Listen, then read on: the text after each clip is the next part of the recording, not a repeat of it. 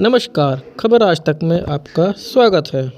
सहारनपुर के थाना नागल क्षेत्र के गांव नौजली में रहने वाला एक परिवार पड़ोसियों के कारण पलायन करने को हुआ मजबूर। आपको बता देते हैं कि ग्राम नौजली में रहने वाले हनीफ का परिवार अब गांव से पलायन करने को हुआ मजबूर, जिसका कारण है दो गुटों की आपसी रंजिश के बीच सुलह कराने की कोशिश, जिसमें गांव के ही नाजिम साहिब फरमान का विवाद गांव के ही लोकेश एवं राजू के साथ चल रहा था। विवाद को समाप्त करने को लेकर हनीफ द्वारा इनके बीच सुलह कराने की कोशिश को लेकर नाजिम साहिब फरमान ने हनीफ के घर हमला कर दिया तथा हनीफ की गर्भवती पत्नी को भी घायल किया। हनीफ के द्वारा बताया गया कि इस घटना के संबंध में थाना नागल में तहरीर दी थी, जिस पर अभी तक कोई भी कार्यवाही नहीं हुई है, जिसको देखते हुए आरोपियों के तेवर और भी ज्यादा बढ़ गए हैं।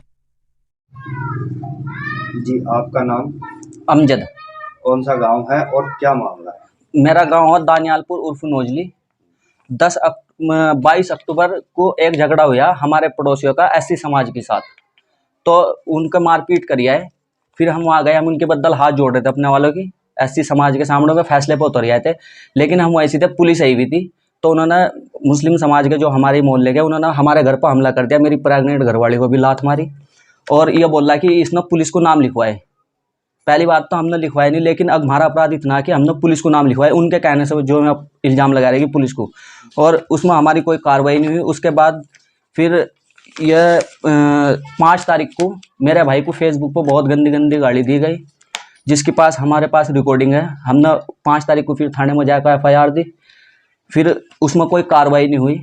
फिर हम SSP साहब के पास गए, उन्होंने लिखित रूप में SHO के नाम ये लिखा, लेकिन उसके बावजूद भी कोई कार्रवाई नहीं हुई। और वे हमारे घर के सामने तमंचे वगैरह ले रहा हो, गाड़ी गुड़ी दे, हम इससे बहुत ज़्यादा परेशान हैं। आपने ये बाहर लिख भी रखा है कि पलायन कर रहे हैं साहब, अब ये बताओ और क्या करो। मतलब इस साल में ही लगभग 6 महीने के अंदर अंदर 6-7 वाक़ये हो लिए। अब इससे हम बहुत ज़्यादा परेशान हैं। क्या चाहते हैं सर? हम ये चाहते हैं जी, इसमें अगर हमारी गलती तो हमारे पास, हमें भी मुकदमा करके जेल भेज दो।